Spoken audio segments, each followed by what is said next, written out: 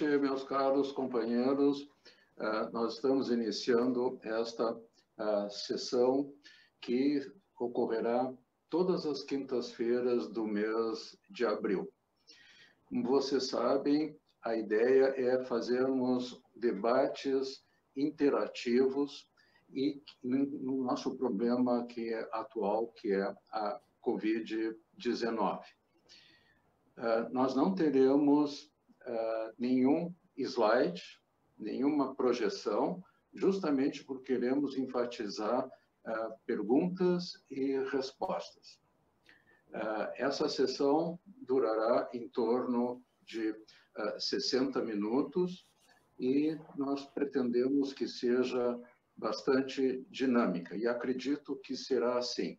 Nós já tivemos a informação do pessoal de bastidores que temos 348 participantes nesse momento e provenientes de 120 cidades, o que mostra que esse é um tema extremamente palpitante e não tenho dúvida que nós teremos discussão bem intensa com esses 4 experts no assunto que estão aqui conosco. Essa pequena abertura é só para enfatizar a satisfação, então, da SBPT em poder ter organizado esse evento e, como eu disse, em seguida eu vou passar para o nosso coordenador, que é o Dr. Badini, conhecido de todos nós, e que então passa a dirigir os trabalhos. Obrigado, pessoal. Badini. Boa noite, colegas e amigos. Eu gostaria de dizer que, nesse momento, nós temos 460 pessoas conectadas de 140 cidades do Brasil. É um prazer e uma responsabilidade estar aqui hoje com vocês. Nós vamos fazer uma discussão e, como São Paulo está no olho do furacão, os 3 convidados são aqui de São Paulo, porque eles estão na linha de frente no combate ao coronavírus. Então, eu vou apresentar os nossos debatedores. A primeira pessoa que eu vou apresentar-lhes é a Jaqueline Lapota, que é professora adjunta de pneumologia da Escola Paulista de Medicina, e ela está aqui hoje porque ela está na linha de frente da organização dos serviços para o combate do coronavírus no Hospital São Paulo, que é um hospital que passa por limitações econômicas, que tem dificuldades, então provavelmente vai se assemelhar a muitas das situações que vocês vivem no Brasil. O nosso segundo convidado é o José Eduardo Afonso Júnior, que é médico pneumologista do Hospital Albert Einstein. Ele é o coordenador do programa de transplante de pulmão lá e está também na linha de frente no tratamento dos indivíduos com coronavírus e vai dar uma ideia de um atendimento privado e do que eles estão vivendo lá. É importante lembrar que essa doença chegou primeiro via transportes, via comunicações, aviões, e pegou provavelmente inicialmente a classe mais alta, né? E vai chegar cada vez mais às pessoas mais modestas do Brasil inteiro. E o terceiro nome é o Bruno Guedes Baldi, que vocês bem conhecem como editor do Jornal da Pneumologia, mas ele também atua tanto no INPOR, que é um hospital privado de primeira linha, como, hospital público de primeira linha, como também em hospitais privados. Então, eu vou fazer uma pergunta para cada um dos colegas, e se vocês tiverem questões, mandem, por favor, pelo chat. Lembrando que hoje nós vamos querer discutir principalmente aspectos de organização do serviço e aspectos de diagnóstico clínico. Nas outras semanas, nós vamos querer discutir tratamento, ventilação mecânica. Então, eu peço para vocês que tentem restringir as questões nesses aspectos diagnósticos, aspectos de organização do serviço e coisas semelhantes. Então, sem mais delongas, eu vou fazer a primeira pergunta para a doutora Jaqueline. Boa noite, Jaqueline, tudo bem? Boa noite a todos.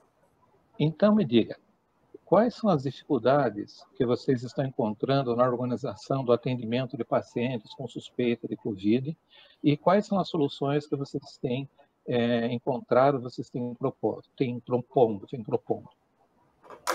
Então, boa noite a todos. Realmente, assim, foi um furacão que caiu, né, nas nossas vidas, acho que principalmente dos pneumologistas e dos infectologistas.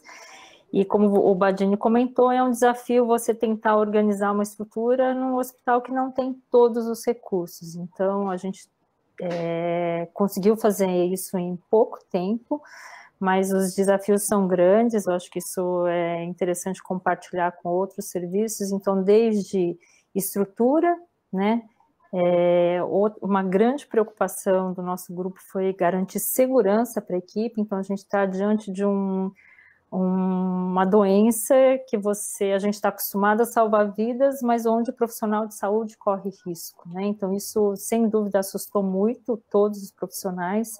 Então, uma grande preocupação do grupo que está à frente foi garantir segurança dos profissionais de saúde. Então, esse é o nosso mantra. Primeiro lugar é segurança. Isso realmente a gente faz questão de tentar garantir. E no hospital público é mais difícil, então gera uma série de ações, captação de recursos, então a gente está aprendendo bastante com isso.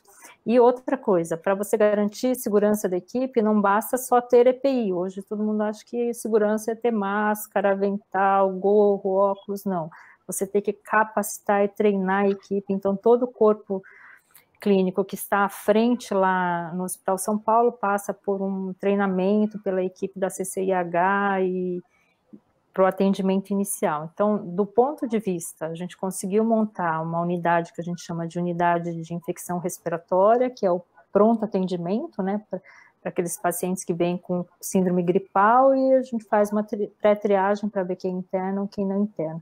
No começo foi muito conturbado, né, não sei como foi no serviço de vocês, principalmente pela reação dos profissionais com receio de que não tivesse segurança. Então, a partir do momento que o hospital mostrou que garantiria segurança para eles, acho que a coisa começou a fluir bem. Hoje já tem, parece que faz um ano, né, mas a gente deve estar fazendo umas 2 semanas que a gente começou com esse atendimento.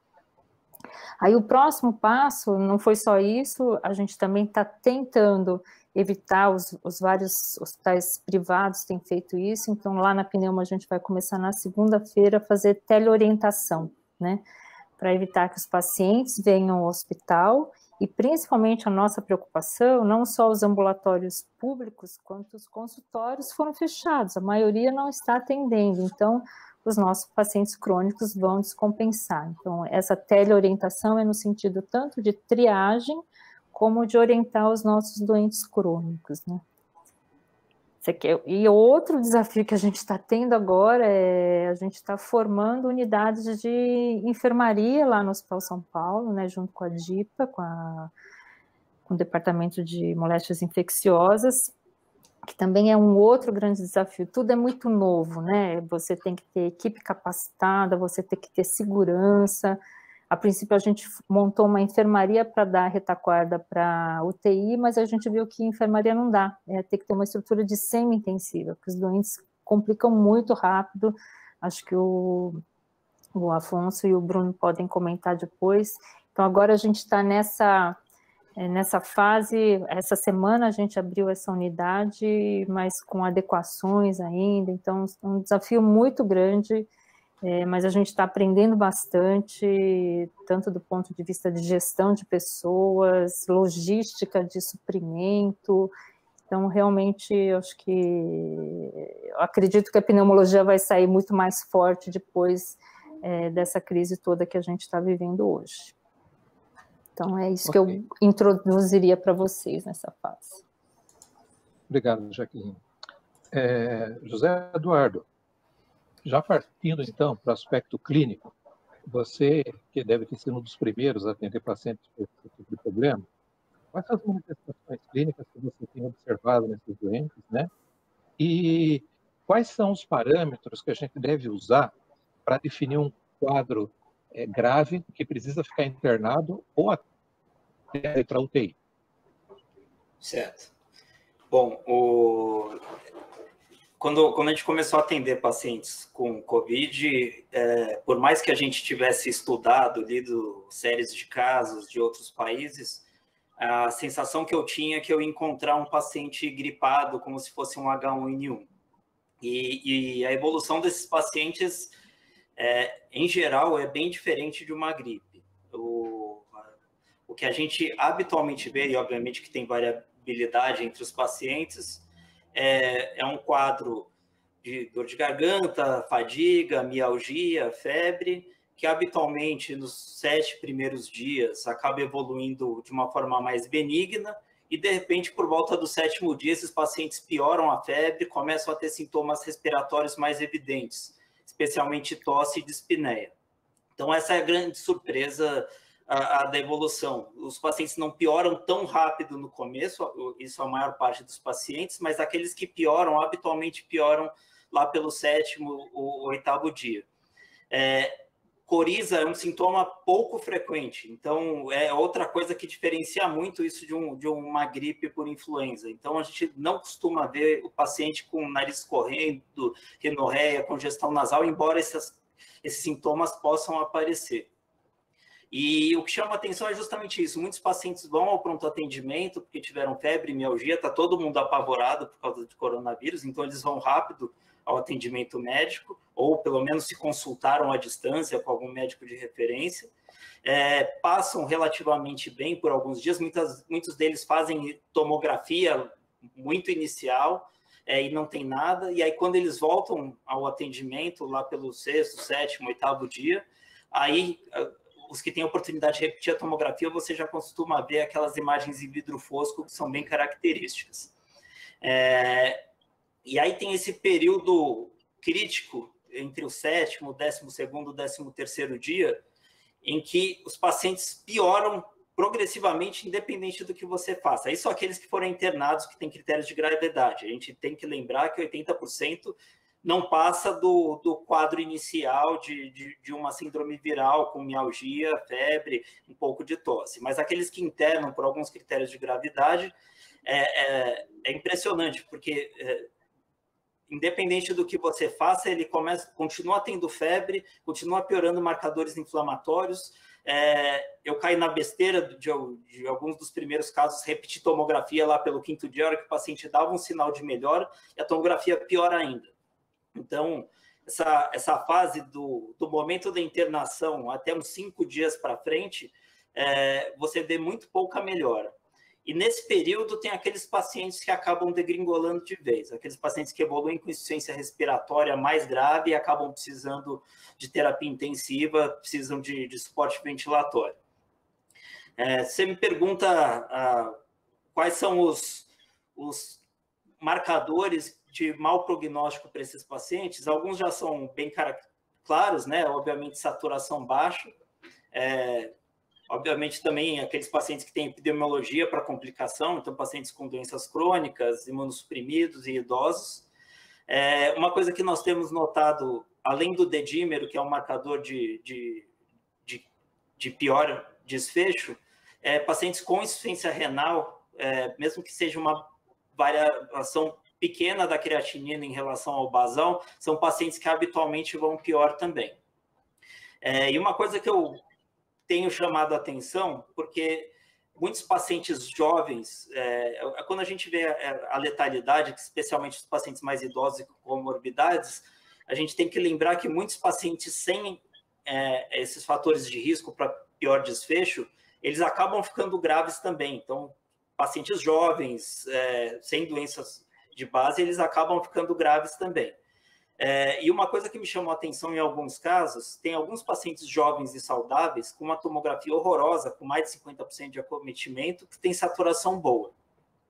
E é difícil você avaliar só taquipneia com pacientes de saturação boa, porque esses pacientes, quando eles são internados, eles ficam apavorados, porque estão com coronavírus, eles têm febre, então eles ficam taquipneicos muitas vezes. Mas uma ferramenta que, em casos bem específicos, eu tenho sugerido fazer é colher gasometria em ar ambiente, desses pacientes que têm saturação normal e a tomografia muito ruim e tem taquipneia. O cálculo do gradiente alvéolo arterial para esses pacientes, ele diz muita coisa, porque você vê o paciente taquipneico, mas um gradiente alvéolo arterial baixo, menor que 20, esse paciente provavelmente está taquipneico sem grandes repercussões, mas tem alguns pacientes com gradiente alvéolo arterial de 35, e estão taquipneicos e estão com a saturação relativamente boa, mas você vê o PCO2 de 24. Então, para alguns casos específicos, a gasometria pode ser interessante mesmo para pacientes com gasometria com saturação boa. É isso, acho que em termos gerais, o que eu chamaria atenção é o acometimento da tomo, a extensão, os fatores de risco epidemiológicos, o dedímero, a creatinina, e ficar atento com a frequência respiratória, mesmo com pacientes de saturação normal, esses pacientes podem estar graves, são pacientes que de um dia para o outro acabam evoluindo mal. Ok, obrigado, José Eduardo. Eu queria dizer para vocês que nós temos mais do que 600 pessoas assistindo de 160 cidades do Brasil, que eu estou recebendo uma chuva de perguntas e que talvez a gente não vá conseguir naturalmente responder todas. Bruno, o Zé Eduardo tinha dito para nós sobre tomografia. Então, eu gostaria que você comentasse, na sua opinião, qual é o momento de indicar a tomografia, se todos os pacientes têm que ter tomografia, e mais, na ausência de testes diagnósticos, principalmente teste rápido, né? A gente pode fazer o diagnóstico baseado apenas em aspecto tomográfico e quadro clínico? Então, vamos começar pela primeira parte. Na verdade, a tomografia é uma ferramenta importantíssima aí nesse momento, na avaliação desses pacientes, principalmente porque na primeira semana existe um predomínio de alterações em vidro despolido, e a gente tem até feito raio-x em boa parte desses pacientes, e o raio-x passa como normal, como muito pouco alterado nesse período, principalmente na primeira semana, então a gente acaba realizando muita tomografia nesses pacientes, então o radiologista de fato está trabalhando bastante nesse período. O que a gente tem usado como critério para fazer a tomografia, a gente tem vontade, obviamente, de fazer para todo mundo, mas a gente está utilizando alguns critérios específicos, especialmente no setor público, quando a gente tem que ser um pouco mais restrito, né, na questão das indicações. Então, a gente tem indicado para todo mundo que interna, com critério de internação, e aí, basicamente, o Zé Eduardo já falou alguma coisa, mas os critérios principais aí vão ser a saturação abaixo de 93% e o indivíduo com a frequência respiratória acima de 24%. E a gente tem realizado tomografia também naqueles indivíduos com menor acometimento clínico respiratório, mas que eles têm alguma comorbidade importante, né, que são aqueles fatores de risco para pior desfecho. Então, indivíduos com mais de 60 anos, indivíduos com comorbidades cardiológicas importantes, principalmente aqueles classe funcional 3 ou 4, indivíduos pneumopatas crônicos. A gente tem que ter atenção principalmente nesses grupos para realizar a tomografia, mesmo quando os critérios não têm os critérios clínicos de maior gravidade. Só um adendo que a gente tem que lembrar também em relação à parte radiológica, no acompanhamento desses doentes, a gente tem que ser bastante criterioso na indicação de repetição de exames de imagem nessa primeira semana, porque, como o Zé Eduardo mesmo comentou, o que a gente vê é que, basicamente, os indivíduos que vão piorar, isso vai acontecer no final da primeira e o início da segunda semana, então não adianta a gente ficar fazendo raio-x todo dia na primeira semana, isso expõe o técnico de radiologia ao risco de contaminação, gasta insumo, então a gente tem que ser bastante criterioso e repetir quando houver alguma alteração no quadro clínico que justifique a realização de um novo exame.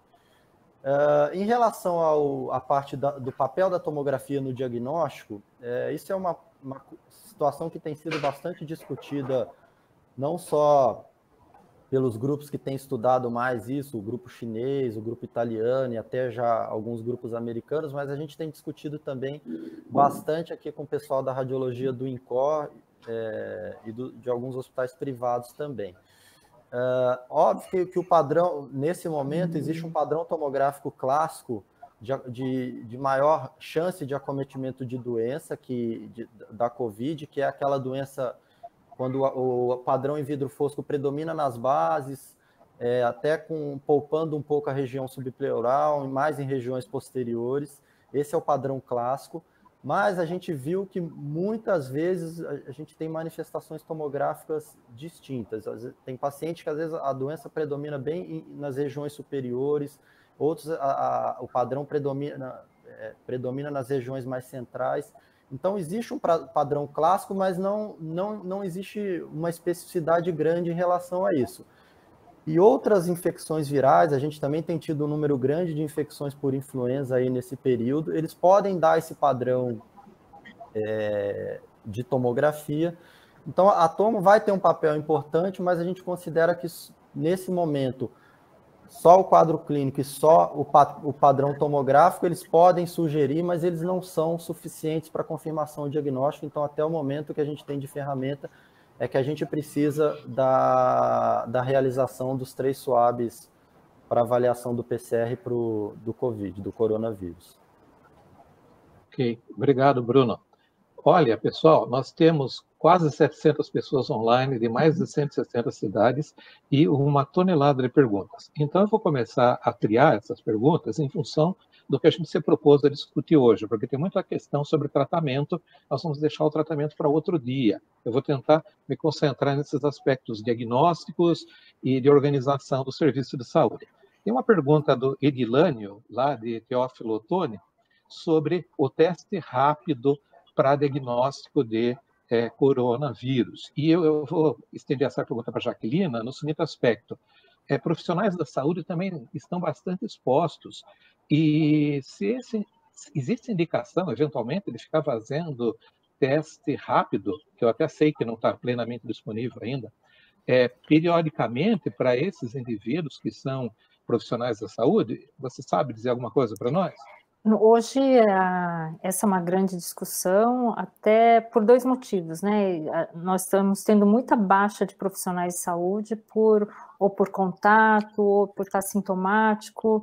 Então, talvez o teste fosse fundamental, né, para a gente se organizar melhor, né? Então, realmente, hoje, a maioria dos serviços, em torno de 25% dos profissionais, estão afastados por um quadro gripal que não necessariamente seria a infecção pelo COVID. Uma outra preocupação será que, então, eu defendo esse exame nos profissionais de saúde, né? Ou quando são portadores assintomáticos, onde a gente pode estar contaminando o próprio ambiente. Então, essa discussão existe hoje. Lá no nosso hospital, hoje, a recomendação a gente não consegue fazer em todo mundo, então, os pacientes sintomáticos fazem o teste, né? Enquanto o resultado não sai, é afastado, se é positivo, fica 14 dias afastado.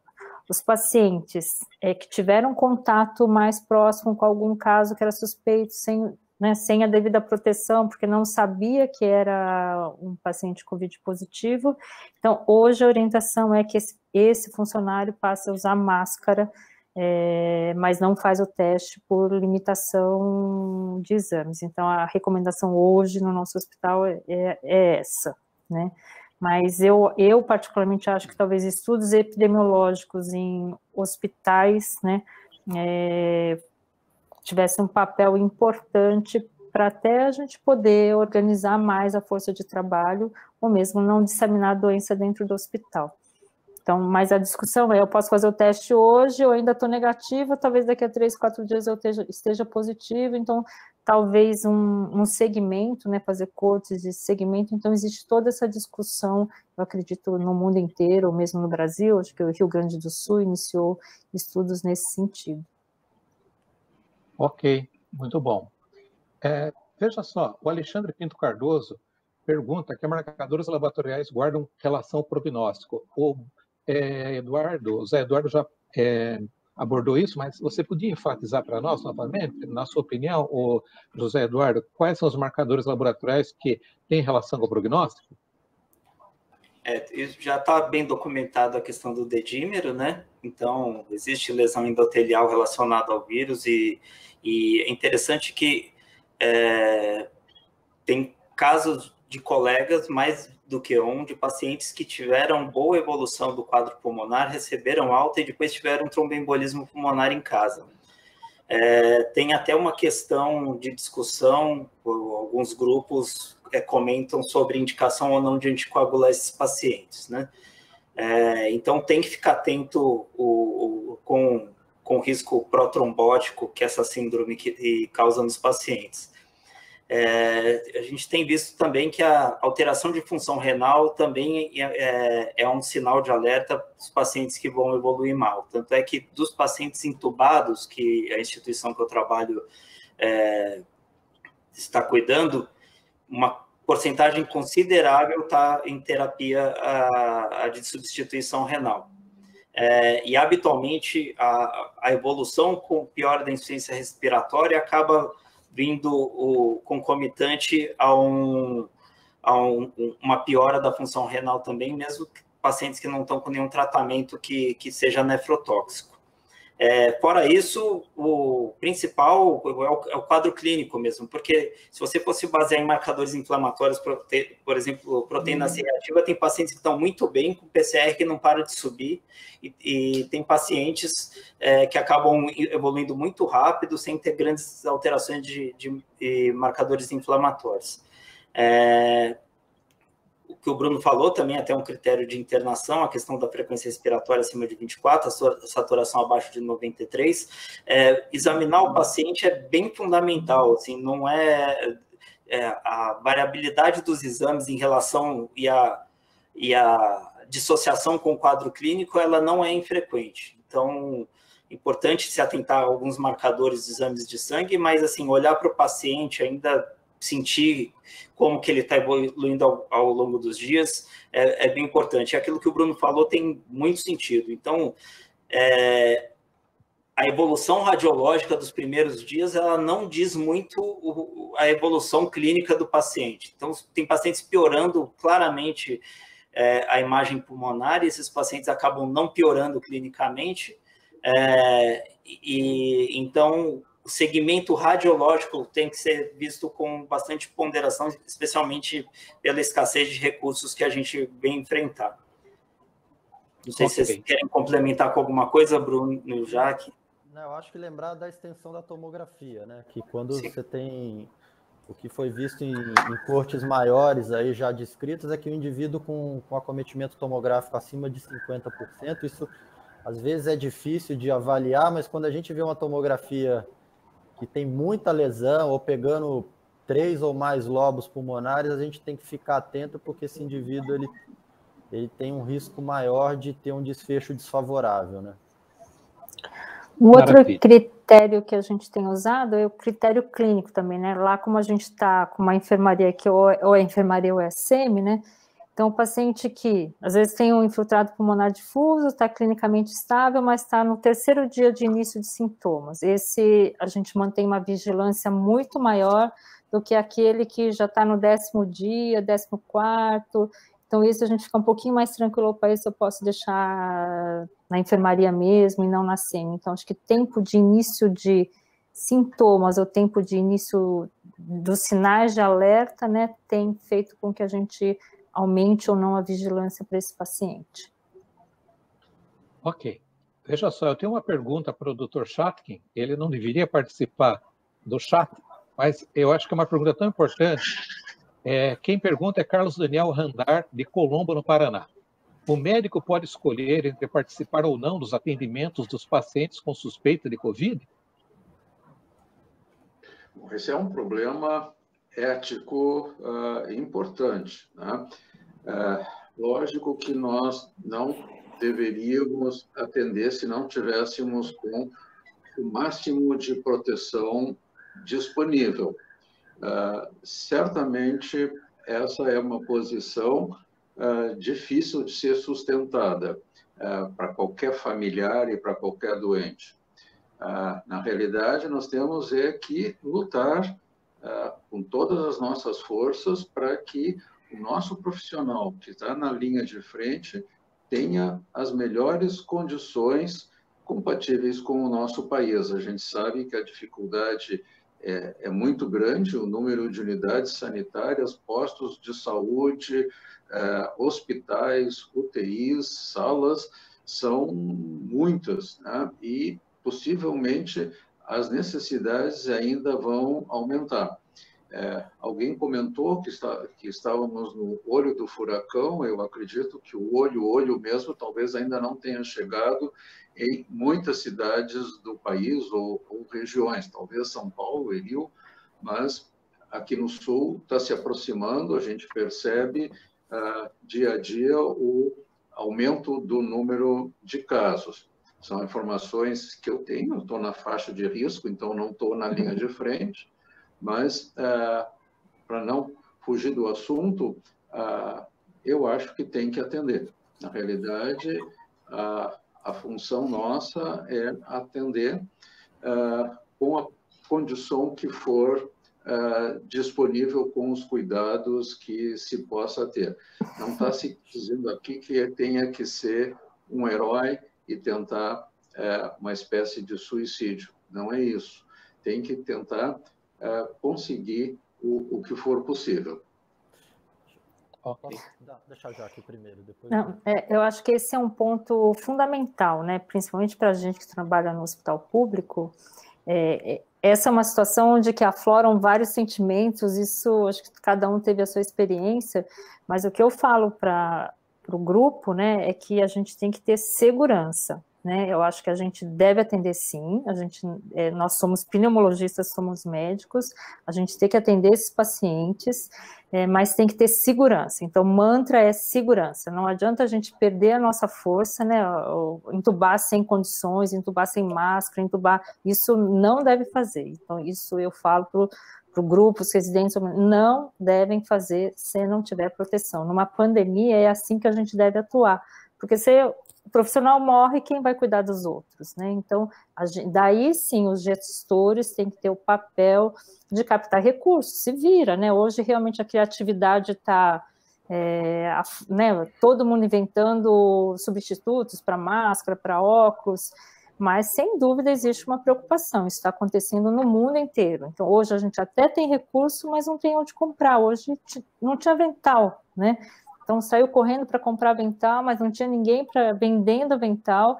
Então, mas eu acho que a gente não deve fazer procedimentos de risco se você não tiver a proteção necessária. Essa a orientação que a gente está dando para os nossos profissionais. Badilha, se me permite fazer uma pergunta para os três colegas. Vocês têm uma ideia do percentual de profissionais de saúde na instituição que vocês trabalham que estão com Covid? Ou seja, colegas que foram contaminados durante o atendimento. Vocês têm uma ideia desse percentual? O que a gente lê nos trabalhos, esse número é preocupante. Não sei aqui no Brasil como é que a gente está. Lá no Hospital São Paulo, como a gente começou esse atendimento há menos tempo, mas tudo se mistura, né? Porque as pessoas estão atendendo em vários hospitais. Então, quem está atendendo no Hospital São Paulo não está atendendo lá, está atendendo em outras instituições também. Mas grau de contaminação, de afastamento por Covid positivo é alto, não sei te dizer quanto, mais síndrome gripal, né? Está positivo, vai para casa e fica bem. A gente já tem residentes voltando da quarentena, né, ficou em casa, sem precisar de internação, mas claro que existe um caso ou outro de evolução desfavorável, está entubado, está internado, mas ainda não aqueles que mais profissionais que viajaram, por exemplo, voltaram de fora e não tanto por exposição no hospital, mas eu acho que isso é inevitável, isso vai acontecer, a gente também tem que estar ciente disso, né? A gente tem que estar ciente que, infelizmente, um ou outro talvez tenha uma evolução mais grave. É o que Bruno, eu penso, você quer comentar alguma coisa? Também não sei exatamente a porcentagem ainda, até porque a gente está tá recente mesmo, tem 2 semanas, no máximo 3, que começou o número de casos a aumentar bastante. Mas, de fato, isso que a Jaque falou é verdade. A gente tem muitos pacientes que é a mesma realidade nossa, né? Tem muitos pacientes que foram afastados com síndrome gripal, ainda muitos aguardando ainda resultados. E o que a gente tem visto é que esse número tem sido cada vez maior. No HC, nesse momento, o número que eu tinha é que isso girava em torno de 120 funcionários afastados. Aí eles não discriminaram se era médico, se era fisioterapeuta, mas a gente vê nitidamente que esse número tem aumentado e eu tenho visto aqui um número já razoável de pneumologistas com diagnóstico positivo. Então, isso vai acontecer, faz parte da profissão, a gente só tem que tentar, obviamente, levar essa situação da melhor maneira possível, porque a gente é linha de frente mesmo. Muito bom. Eu diria para vocês que tem mais do que 700 pessoas assistindo aí a nossa transmissão. A Adriana Raimundo, de São José dos Campos, fez uma pergunta que vem sendo repetidamente feita para nós. Eu fiz um vídeo onde eu tentei responder essa pergunta, então eu vou tomar para mim a responsabilidade de responder isso, porque recentemente eu fui abordado sobre isso. Hoje de manhã eu estava conversando com um colega da Araraquara sobre isso. Vocês sabem que o tratamento do broncoespasmo no indivíduo com Covid ou na pandemia de Covid, preferencialmente tem que ser feito com sprays de broncodilatador, com a bombinha, porque o uso do aerosol corre o risco de disseminar o vírus, certo? Entretanto, muitos hospitais vão ter problemas porque é caro, bem ou mal, é caro, é mais caro a bombinha do que o uso do nebulizador. Então, a Adriana pergunta assim, como otimizar o uso dos sprays de broncodilatador e aerocâmeras nas emergências, tendo em vista o baixo estoque deles nos hospitais públicos e o risco de contaminação ao se utilizar o mesmo dispositivo em mais de um paciente? Olha, eu vou dar para você a resposta que eu dei hoje de manhã e depois os outros colegas podem dar sugestões se eles tiverem ideia melhor. Eu sei que a farmácia popular fornece spray de salbutamol para os doentes. Eu faria o seguinte, o indivíduo está com crise de asma, eu trato ele com o spray do hospital, trato ele com o espaçador do hospital, ele melhorou, saiu da crise. No meu modo de entender, existe espaço para o espaçador ser esterilizado, o espaçador eu acredito que pode ser lavado adequadamente, mas o spray, o aparelhinho de spray, eu dou, acho que tem que ser dado para o doente. E eu daria junto com uma receita de salbutamol, que seja, para ele pegar na farmácia popular, pedindo para que ele volte da farmácia popular e devolva aquele spray novo para o hospital. Desse jeito, ideal, e infelizmente nem sempre vai funcionar, o hospital não ficaria no prejuízo e o indivíduo poderia manter o tratamento sempre com aquele spray dele. No meu modo de entender, não dá para ficar reutilizando spray entre diferentes indivíduos numa situação como essa. Eu queria ouvir a opinião dos outros colegas. Bruno, o que você acha? Mais ou menos eu penso como você. Agora é uma fase que não vai ter jeito. A gente vai ter que usar mais spray mesmo e o consumo vai ser maior, porque já está muito bem estabelecido que o aerossol gerado pela inalação é um fator importante de contaminação das pessoas que se aproximam do indivíduo. Então, a gente vai ter que tentar otimizar isso e no fundo, assim, eu vou ser bem sincero que vai haver pacientes com asma e DPOC que vão descompensar, vai haver pacientes que vão fazer broncoespasmo aí no meio do caminho, mas até o momento eu não vi um número grande de pacientes fazendo broncoespasmo nessa situação. Então, não sei qual foi a experiência do Júnior e da Jaque, mas acho que o consumo vai aumentar, obviamente, mas é uma situação que a gente não tem como resolver, porque tem que usar o spray mesmo. Eu concordo, assim, eu realmente não estou vendo o paciente fazendo broncoespasmo, de fato, com certeza deve ter algum outro, mas não não é o quadro habitual, a dispneia deles não é por broncoespasmo habitualmente. E eu acho que a questão toda numa situação como essa de guerra, a gestão da crise deve ser feita por todos no hospital. Não é a equipe médica que tem que ficar estressada que vai acabar o salbutamol. Toda a cadeia de suprimentos, os gestores, as áreas do hospital que não são de pneumologia, não são de terapia intensiva, não são de infectologia, que vão ter que ceder leitos, vão ter que suspender cirurgias eletivas. Você tem que se preparar em relação a estoque de EPI, porque vai acabar, isso é fato. Então, assim, se a sua instituição não se preparou nas últimas semanas, pode ter certeza que vocês já estão atrasados, independente se é uma instituição pública ou privada. A instituição que eu trabalho é uma instituição privada, mas que faz gestão de hospitais públicos. Então, existe uma mesa de crise que já está há um mês trabalhando em relação a como enfrentar a situação que chegou agora. Então, assim, é importantíssimo que todo mundo da instituição esteja envolvido em relação ao que vai fazer, por onde o paciente vai passar, a maternidade como é que vai funcionar, a pediatria vai continuar ocupando os leitos que tem.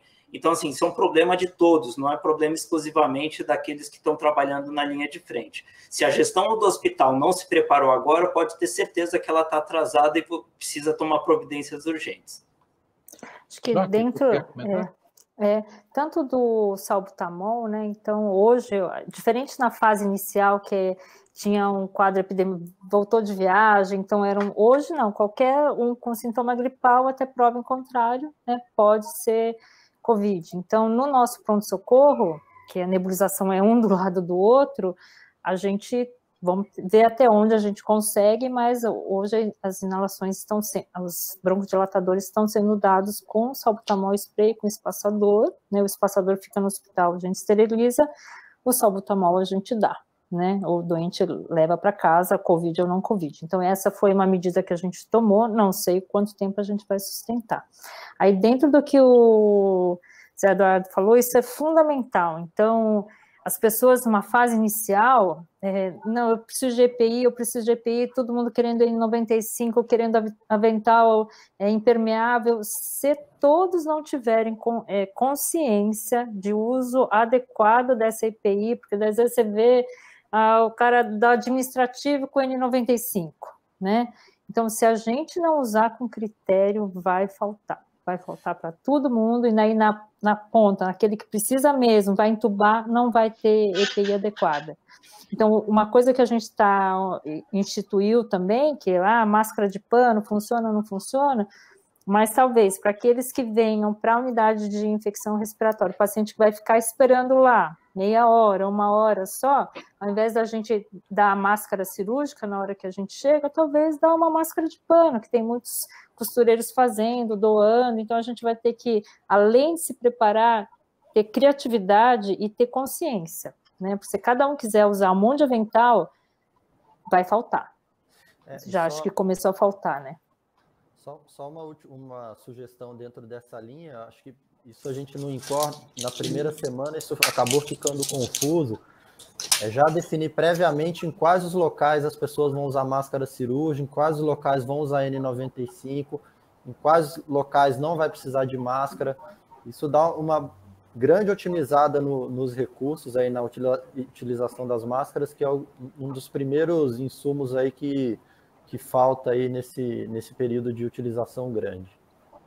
Bruno, já que você tocou nesse assunto, tem uma colega aqui que pergunta, ela é de Salvador, Carolina, ela diz que trabalha em urgência e utiliza máscara cirúrgica nos casos suspeitos, recomendação do Ministério da Saúde.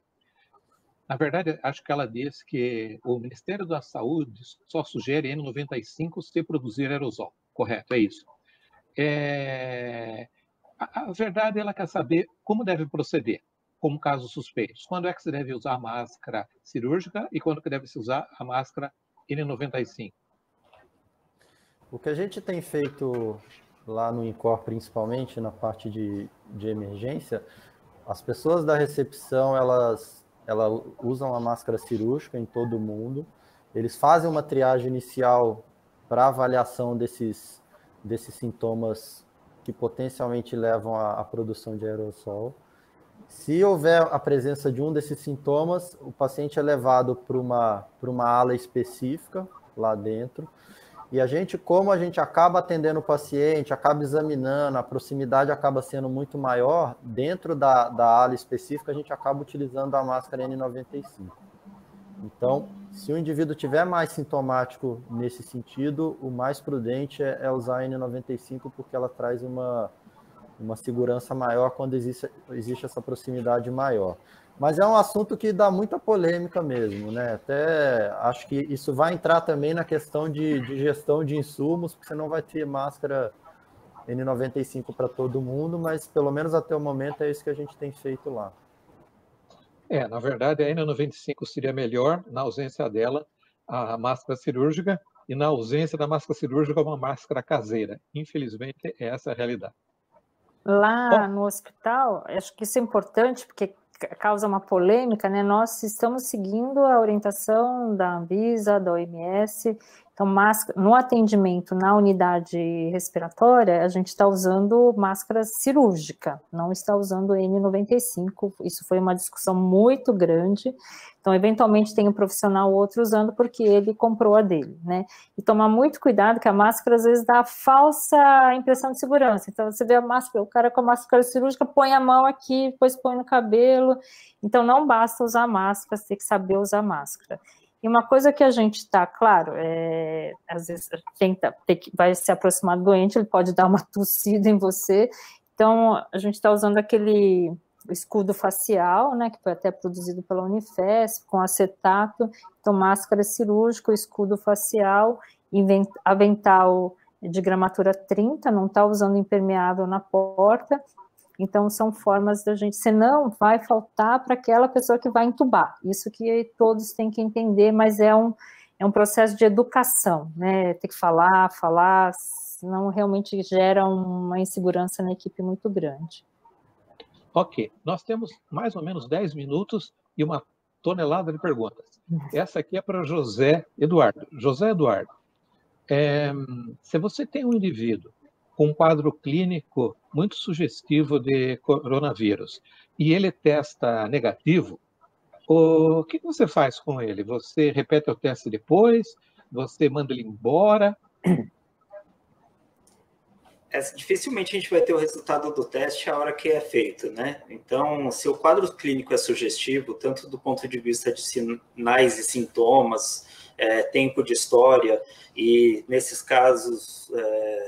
sempre que possível, quando a gente tem aquela tomografia que tem um padrão mais típico, apesar de não ser específico, a gente cuida do paciente como se fosse COVID e repete o teste posteriormente.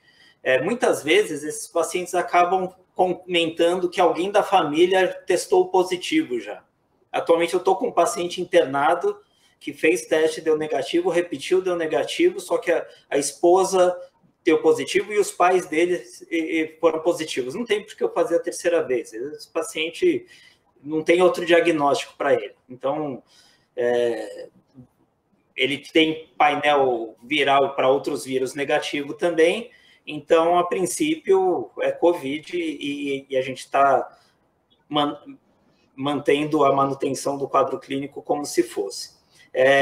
Os critérios de indicação desses pacientes independem do resultado do COVID. Se for um paciente com quadro clínico sugestivo, tiver febre, falta de ar, dessaturação, um acometimento maior que 50% na tomografia, como o Bruno falou, ou se tiver comorbidades que possam levar a uma deterioração do quadro muito rápida, com algum outro sinal de gravidade, é importante falar que, assim, mesmo pacientes transplantados, se eles não têm insuficiência respiratória, se eles não têm outro sinal de gravidade, a gente não tem internado, a gente tem acompanhado por perto, na medida do possível, por WhatsApp, por ligação, por telemedicina, como for, mas a gente só tem internado aqueles com indicação de internação, insuficiência respiratória, acometimento pulmonar, pacientes muito dispneicos ou pacientes que estão com alguma outra disfunção orgânica.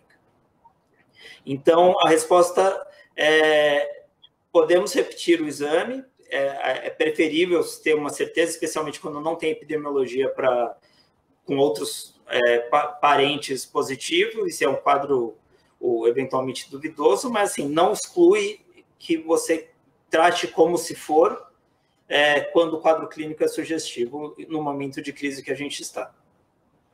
Maravilha. Essa daqui agora é para o Bruno. Daniel Takizawa, de Curitiba. Quando o paciente interna com Covid-19 confirmado e depois de 3 ou 4 dias internado ele melhora, a gente deve dar alta ou manter ele internado pelo risco da piora tardia? Na verdade, isso aí vai depender muito do quadro clínico. Se ele tiver melhor clinicamente, frequência respiratória mais baixa, saturação acima de 93 em ar ambiente, sem nenhuma outra disfunção em vista, a gente pode liberar o paciente, não vejo problema, só que a gente tem que ficar monitorando. Então, ou você proativamente liga para ele todos os dias, ou você pede para ele manter o contato com você diário. Então, eu já tenho uma série de pacientes que estão me ligando todo dia nessa mesma linha, e acho que é uma forma da gente controlar. Por que eu estou falando isso? Porque quando o indivíduo interna, em geral, ele vai ter uma internação prolongada. Isso é um problema. E a gente tem que tentar otimizar isso até, se o indivíduo tiver condição clínica de alta, liberar o leito, porque mais à frente certamente vai faltar vaga. Então é melhor você tentar ir monitorando ele fora do hospital e abrir vaga para um paciente que esteja precisando mais do que mantê-lo no hospital só para manter uma vigilância até o 10º dia. Ok. O Hugo de Oliveira, de Porto Alegre, pergunta, e essa eu vou passar para a Jaqueline. Gostaria de um comentário sobre o uso de desinfecção ambiental por pulverizador no ambiente intra-hospitalar. Nós não temos experiência ainda em relação a isso, não sei se o Zé Eduardo já tem um número muito maior, né? A gente até está investigando, estudando isso, mas a princípio a orientação da CCH tem que tomar cuidado, porque dependendo com o que você pulveriza, né, você pode ter intoxicação pelo produto que você está usando para pulverizar, então talvez seja mais indicado para áreas externas, né, e não para áreas internas ou após uma limpeza, mas a gente viu, né, vê em filmes na China, na Itália, pulverizando o profissional que está com macacão, mas eu confesso que essa resposta eu não tenho. Eu não sei se vocês têm, mas essa resposta eu não tenho ainda. Tudo bem. Veja só, várias pessoas perguntando se o Covid pode dar imunidade permanente ou o indivíduo pode ter uma recaída no futuro. Eu vou tomar a liberdade de responder o que eu andei vendo por aí. Atualmente se admite que ele deve dar uma imunidade prolongada, não sei se permanente. Então, recidiva da doença é pouco raro, muito embora tenha uma outra descrição na China. Outra pessoa pergunta aqui sobre o papel do BCG na Covid. Eu diria para ele que o único dado que a gente tem é que dados epidemiológicos sugerem pacientes em países que aplicam BCG na infância têm uma menor incidência da doença. Entretanto, não é para sair dando BCG aí em todo mundo pensando que vai se proteger desse problema, tá bem? Só complementando, na Austrália eles vão começar um estudo agora, não sei se é com um número grande de pacientes, milhares, que eles vão dar BCG para todo mundo e ver o que acontece em relação à proteção do Covid. Então, a gente vai ter essa resposta com base nesse estudo. Tem um outro colega que fez... Eu não estou falando o nome dos colegas porque já me atrapalhei com tanta pergunta, mas teve um colega que perguntou o seguinte: ele tem um indivíduo internado com um quadro de PAC, pneumonia da comunidade. Esse indivíduo deve ser tratado com a maneira tradicional, com antibióticos e eventualmente o seltamivir. Então a pergunta é: Covid pode simular pneumonia da comunidade, Zé Eduardo? Pode. Como o Bruno falou, existe um padrão mais frequente de acometimento pulmonar, mas o paciente pode ter uma tomografia com uma consolidação em um lóbulo só. Esses pacientes evoluem do ponto de vista de marcadores inflamatórios, PCR alto, então alguns com PCR muito alto, até que parece que é uma infecção bacteriana, diferente do que vê em H1N1, que normalmente o PCR não vai tão alto.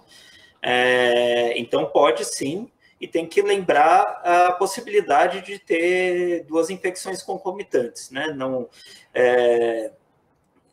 Primeiros relatos de necrópsia de pacientes que faleceram com suspeita ou confirmados de COVID, a frequência de evidência de pneumonia bacteriana no pulmão dessas pessoas que morreram foi bem alta. Então, faz parte do tratamento dos pacientes com suspeita ou COVID confirmados, você dá antibiótico para a bactéria.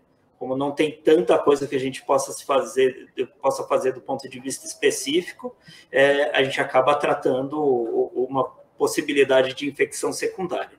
Então, a maior parte das instituições, dentro do seu protocolo institucional, inclui tratamento com antibiótico com esquema compatível para tratamento de pneumonia adquirida na comunidade. Ok. Bruno, essa é para você. Basílio de Guarapuava. Você teve experiência com paciente portador de fibrose pulmonar idiopática e COVID-19? Vou dizer, isso é uma situação bastante curiosa. Eu não sei se essa resposta a gente vai ter, que eu vou dar, a gente vai ter algum respaldo mais à frente, mas eu estou achando muito curioso que eu estou vendo muito menos paciente com doença pulmonar intersticial internando com Covid do que eu achei que existiria. Por quê? Talvez, não especificamente no caso da fibrose pulmonar idiopática. Eu tive um paciente com fibrose pulmonar idiopática que teve diagnóstico confirmado. Por sorte, ele evoluiu bem, a doença de base não exacerbou. Mas eu não sei se o uso de, fora a fibrose pulmonar idiopática, se o uso de corticóide, imunossupressor, se isso de alguma forma atenua a resposta inflamatória que o indivíduo vai ter à presença do coronavírus.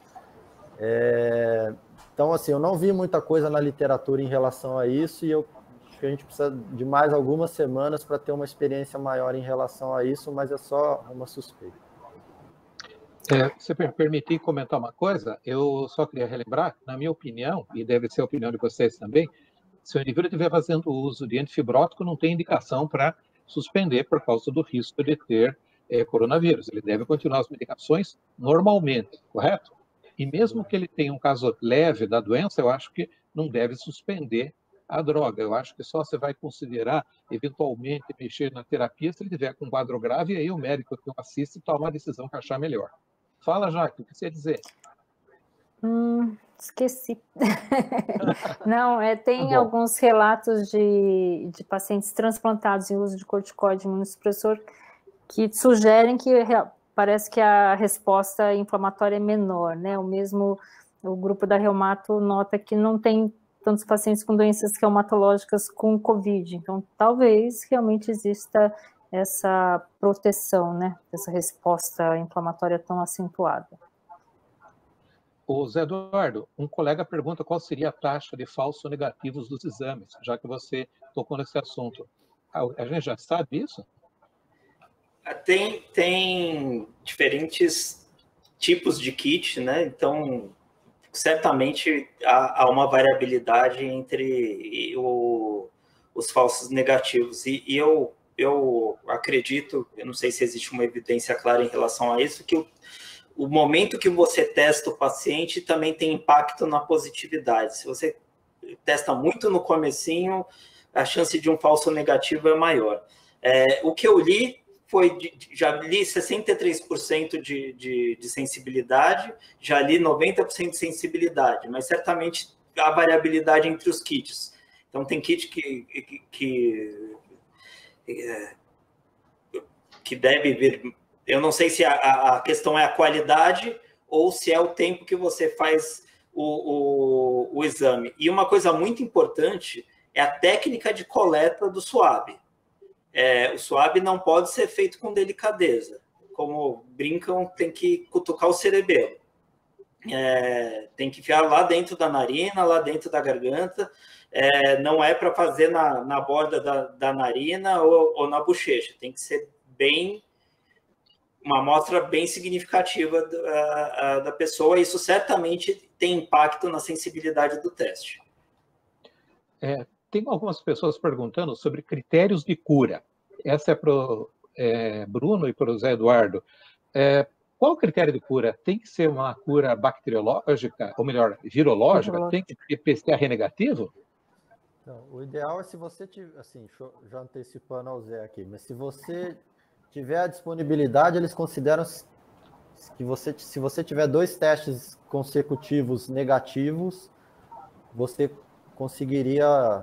estaria obtida a cura do ponto de vista laboratorial, digamos assim. Se você não tiver a disponibilidade, você considerar pelo menos ou 14 dias de sintomas, mas de evolução da doença, e com pelo menos 72 horas de ausência de sintomas, ausência de febre após esses 14 dias. É isso que tem sido mais estabelecido. Eu suponho que nós não vamos ter exame para comprovar a cura de 90%, 95% da população. José, você concorda com essa sugestão? Sim, a gente não vai manter o paciente internado até ele negativar os testes, né? Então, como nós só estamos fazendo testes em pacientes internados com indicação de internação, esse critério de cura, pelo menos na situação que nós nos encontramos, e os hospitais privados e públicos têm a mesma conduta em relação à testagem, pelo menos acredito que a maior parte siga as orientações do Ministério.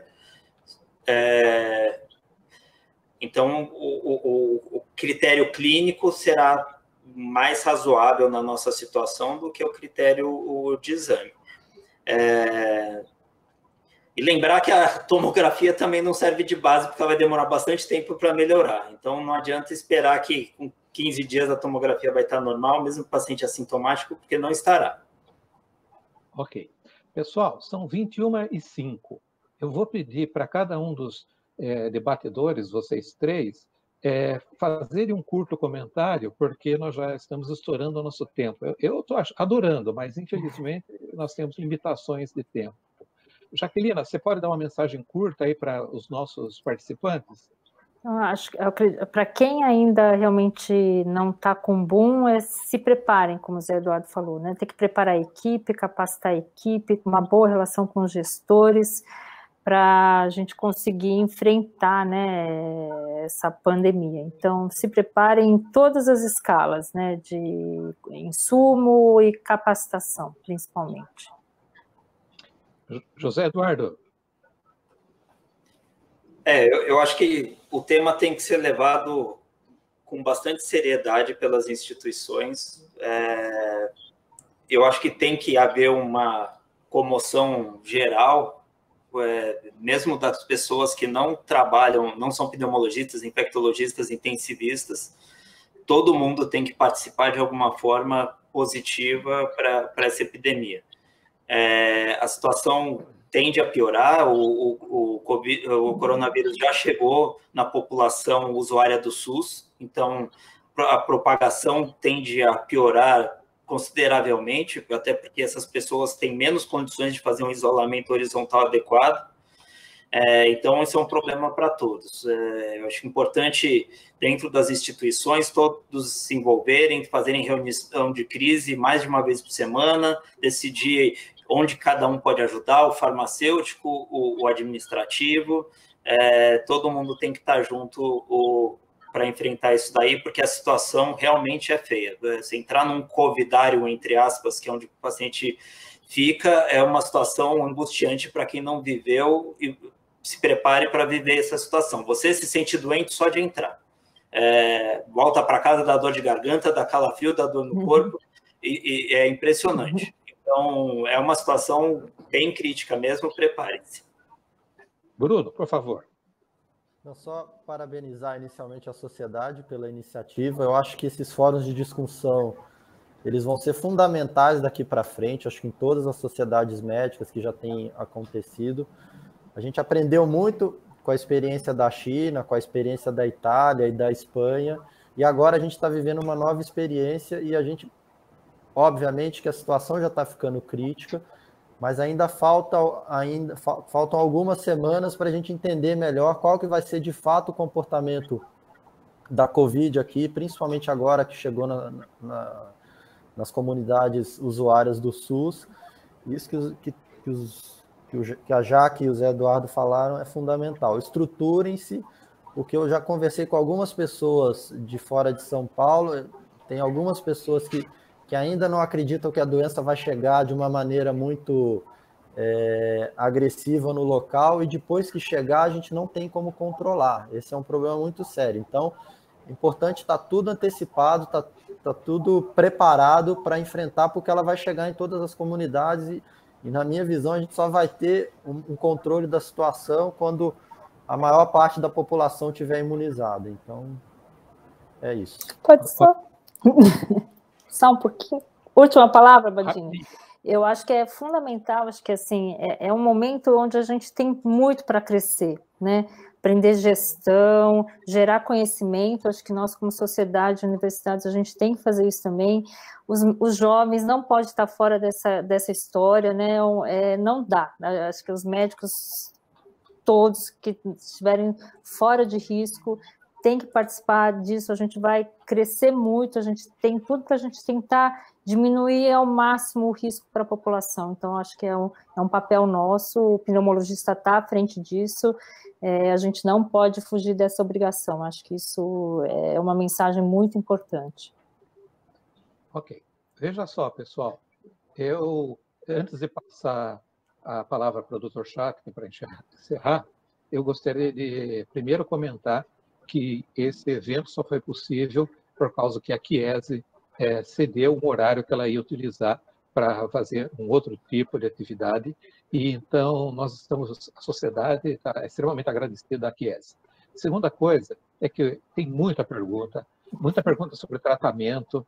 Eu sei que vocês vão ficar frustrados em que essas questões não foram respondidas, mas nas próximas 3 semanas nós vamos tentar respondê-las com outros convidados e outros coordenadores. E eu vou pegar o que eu recebi aqui por e-mail e tentar passar para as pessoas responderem por e-mail para vocês, tá bom?